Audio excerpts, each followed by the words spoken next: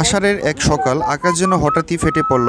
মুষলধারে নামতে শুরু করলো বৃষ্টি। দিগন্তজোড়া জয়পাড়া বাজারে বুক চিরে বসেছে বিশাল হাট। প্রতি বৃহস্পতিবার সকাল 6টা থেকে সন্ধ্যা 6টা পর্যন্ত চলে এই হাট।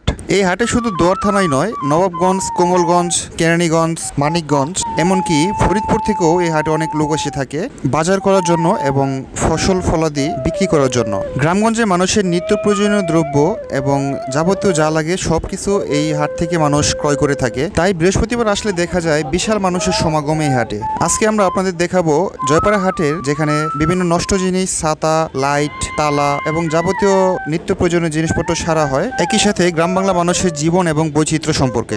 হাটের ভিতরে প্রবেশ করতেই এক কোনায় দেখা গেল সিরিয়াল ধরে বসেছে ছাতা সারার কারিগরেরা। তারা প্রতি বৃহস্পতিবারে এই হাটে উপস্থিত থাকে শুধু ছাতা সারার জন্য। ছাতা সারার পাশাপাশি তারা নষ্ট লাইট, নষ্ট ফ্যান, নষ্ট তালা এগুলো ঠিক করে থাকে নামমাত্র মূল্যে।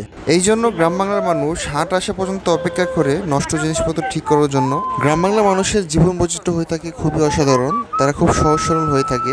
চলো আমরা শুনে আসি এই ছাতাটা ঠিক করতে ওনারা কত টাকা নেবেন। সাথে সাথে আপনি কত নেন?